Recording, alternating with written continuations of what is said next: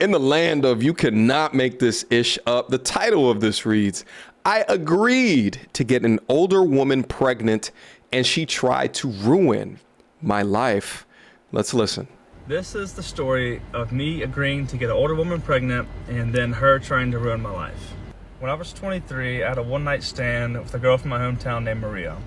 We both knew it was nothing more than that, and we didn't speak after. She's a thought. Several months later, I received a text from her saying that she hadn't been lucky in love and she wanted a baby before it was too late. So she asked if I would get her pregnant and I wouldn't have to bear any responsibility, like a sperm donor. No. So I considered it, and I first thought no, but after some time to think about it, I thought it'd be the right thing to do for someone struggling. So we filled out an ironclad agreement, and basically I wouldn't be responsible at all. You got. A while later, she told me she was ovulating, and then a few weeks after that, she told me she was pregnant and it had worked. Yo, this story is so damn crazy. Don't ever do this. If a chick wants you to be the sperm donor, go through the official methods, okay? Because then they can't go back later and try to get child support from you. But you doubled back into the scene of the crime with a one-night stander to give her a baby? Raw daddy? Huh? There was no type of ironclad agreement to get me to do no shit like this, but let's proceed. I went back to California for work, and we didn't speak after that. Unbeknownst to me, she contacted my family behind my back and invited them to the baby shower. They then began getting dinner or whatever regularly, and as she got to know my parents, my parents started encouraging me to be in the baby's life, and once I found out it was a little girl, I thought it was the right thing to do. Oh. I flew home to be there for the birth, and I got a trapped tattoo of our daughter's middle name before she was born. Okay. After our daughter was born, Maria wanted us to be together and be a family. And when I said I didn't want to do that, she wouldn't let me see my daughter. My main source of income... She writes to him, I want to try to make it work with us being a family. Can we do that, huh? Please? I want to be with you, Brett. I hate when you leave us. I just need you to say something about how you feel about that. Brett responds, I'm sorry, but that isn't what I want to do. That hurts. Yo, can you imagine what's going on in his 23-year-old mind? Like, oh, I signed an agreement. I went back raw daddy, but I signed an agreement. And now this chick is talking to my family, trying to get me to come down to the baby shower, and now wants me to be with her. This is what I want. I want you to pay for the daycare, the full amount. You can have her one full weekend a month if you stay at your parents'. Oh, this chick is a piece of work. What's interesting is that he fell for this because she said that I'm getting older and I can't find love.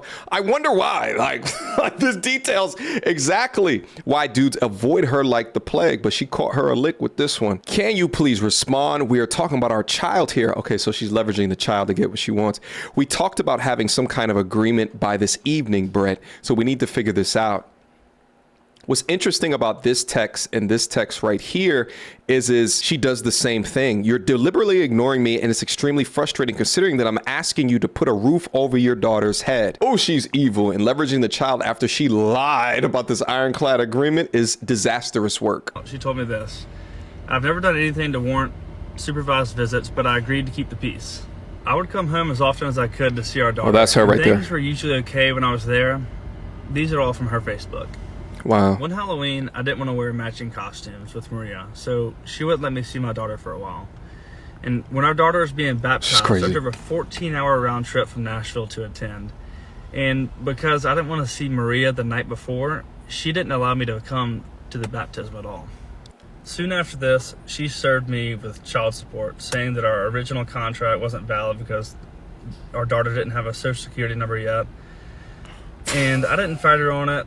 I didn't have the time. I was living away. I ended up paying her $10,000 up front and $750 a month.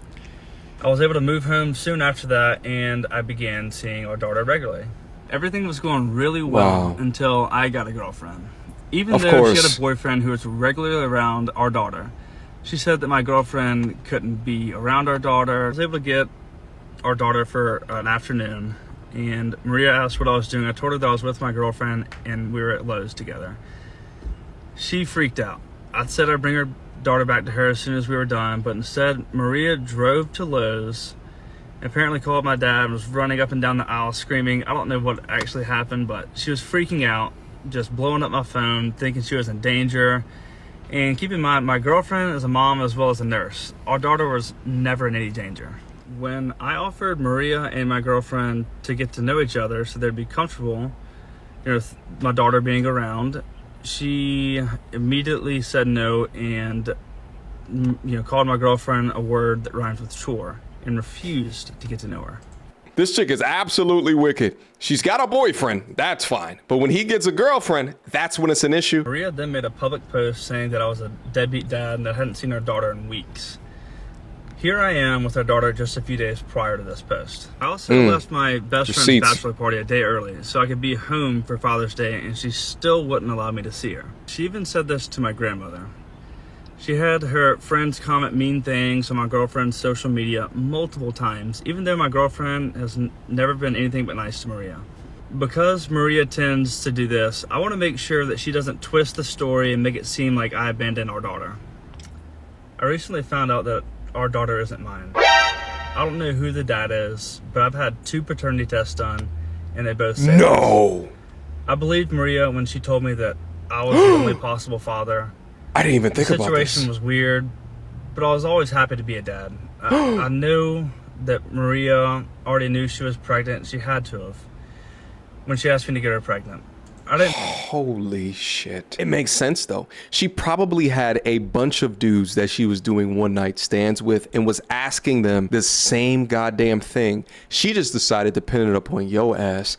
More than likely, it's because it has something to do with your lifestyle, how much money your parents have, or because of how much of a sucker you probably came across at 23 years old because you didn't do a DNA test. You allowed to give away one of your most precious assets in your own seed to this demon serpent witch woman. And DNA tests are currently non-mandatory.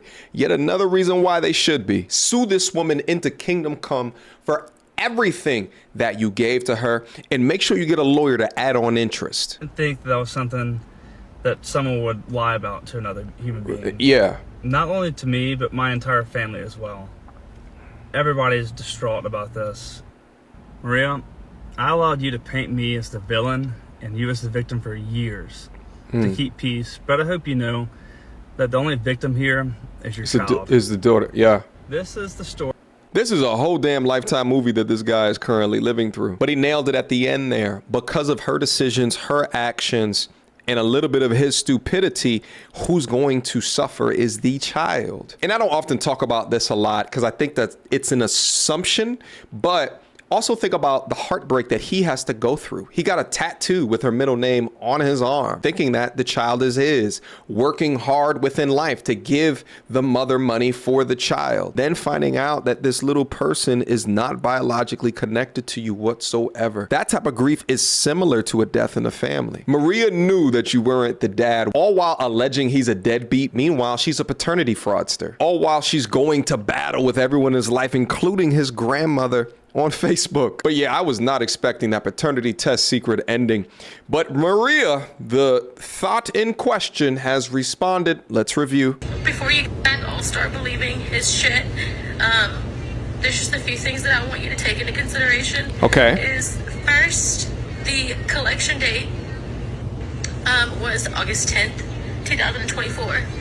Well, I had my daughter on August 10th, 2024.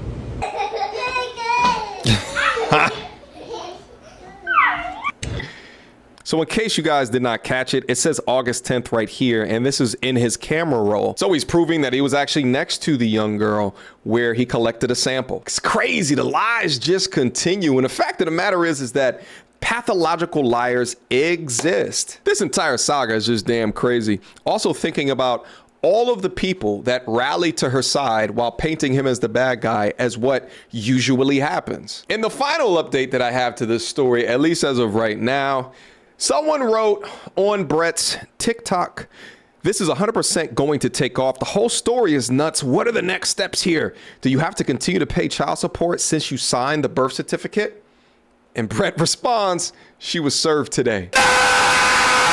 Sue her into the ground. She needs to feel the burning sensation of consequences for her actions. But at the end of the day, Brett She took your kindness for absolute weakness. I could just tell just by looking at this that you're a cup half full type of a guy. And the thing is, and this has happened to me within my life as well, is that when you generally don't lie to people, you don't scam people, you don't really foresee all of the different avenues that someone is going to lie and or scam you. So it's in your and everybody's watching best interest to always dot your I's and cross your T's. Guys, I'm gonna continue to follow this story as it develops. He's been very forthright with talking about this on his TikTok. So as new things come out, we gonna go over it, all right? Questions, comments, concerns. Y'all already know what to do. Me, go to turtlesandreviews@gmail.com. Guys, what do you think about this whole debacle right here? Leave your comments down below and I will see you soon. Until next time, YouTube. Peace.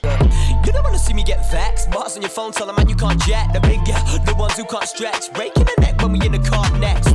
You don't wanna see me get vexed. Bars on your phone, tell a man you can't jack. The big girl, the ones who can't stretch. Breaking the neck when we in the car next. That bars need a fibrillation ASAP. Get boxed with a straight guy. I'm reminded of mind state they lack. Every time that they climb, we go